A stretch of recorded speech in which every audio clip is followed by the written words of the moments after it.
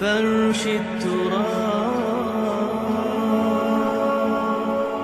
يضمني.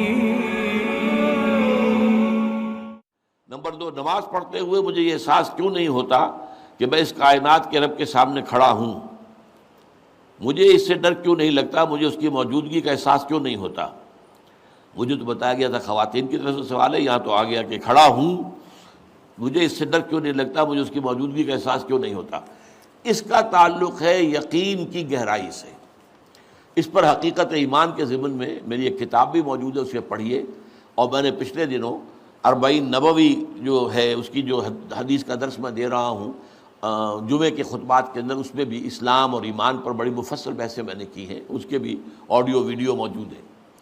ایک ہے ایمان جس کو آپ کہیں گے لپ سروس، زبان سے ہم کہہ رہے ہیں کہ ہم نے اللہ کو مانا، رسول کو مانا، قرآن کو مانا، کتاب کو مانا، نبیوں کو مانا، آخرت کو مانا، روز قیامت کو مانا، جنت کو مانا، دوزخ کو مانا. یہ ہے ایک سطح. ابھی آپ کا یقین دل میں قائم نہیں ہے. اس وقت تو ظاہر بات ہے کہ آپ کا قول کچھ اور ہوگا، عمل کچھ اور ہوگا، اس لیے یقین تو ہے ہی نہیں، یہ تو صرف قول ہے. ذالک قولہم بافواہہم، اپنے منہ سے بات آپ نکال رہے ہیں صرف، لیکن یہ دل میں نہیں ہے. اچھا، اب دل میں اتر جانا بھی اس کے درجے ہیں. اس درجے اتر جانا کہ آپ ہر وقت یہ محسوس کریں کہ اللہ مجھے دیکھ رہا ہے، یہ ہوگا تو یقیناً پھر آپ کو نماز میں بھی لطف آئے گا. جیسا کہ قرآن میں آتا ہے فَإِنَّكَ بِأَعْيُنِنَا، اے نبی آپ ہماری نگاہوں میں ہیں، ہم آپ کو دیکھ رہے ہیں. جب بھی آپ مسلمانوں میں گھومتے پھرتے ہوتے ہیں اور تقلبک فی الساجدین، اور ان نمازیوں کو کے درمیان آپ دیکھتے ہیں کوئی کس حالت میں ہے. آپ رات کو آپ چکر لگایا کرتے تھے کہ کس کس گھر سے تہجد کے وقت قرآن پڑھنے کی آوازیں آ رہی ہیں، کہاں سے نہیں آ رہی ہیں، کون جو ہے میرا پیروکار جو ہے وہ تہجد پڑھ رہا ہے، کون نہیں پڑھ رہا ہے. اسی میں وہ واقعہ آتا ہے کہ آپ گزرے حضرت ابوبکر کے مکان کے پاس سے، اور مکان آپ کو معلوم ہے وہاں کوئی کنالوں میں تو ہوتے نہیں تھے، وہ تو چھوٹی چھوٹی جو ہے وہ جھوپڑیاں تک سمجھ لیجئے، معمولی سے مکان، بہت وہ ایک ایک دو دو کمرے کے جو ہے کوٹڑیوں کے، کمرہ نہیں کہنا چاہیے، مکان. تو ظاہر بات ہے اس کے اندر اگر کوئی شخص قرآن پڑھ رہا ہے تو باہر سے گزرنے والا سنے گا.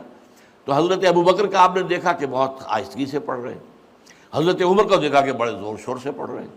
تو اگلے دن صبح فجر کے بعد پوچھا کہ ابوبکر تم یہ اتنا آہستہ کیوں پڑھ رہے تھے؟ انہوں نے کہا میں اس کو سنا رہا تھا جو سنتا ہے.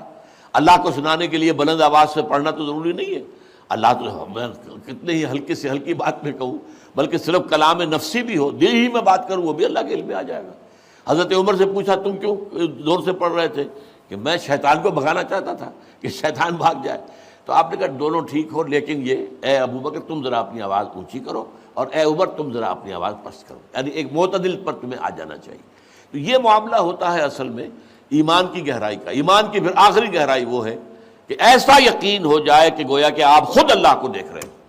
یہ جو احسان کی تعریف بیان کی حضور نے حدیث جبرائیل کے اندر، ان تعبد اللہ کانک تراہ فإن لم تکن تراہ فإنہ یراک، اس حالت میں اللہ کی بندگی کرنا، اللہ کے لیے بھاگ دوڑ کرنا. ان تعمل للہ کانک تراہ، ان تخشى اللہ کانک تراہ، اللہ کا خوف تم پر اتنا ہو جائے گویا کہ تم اللہ کو دیکھ رہے ہو.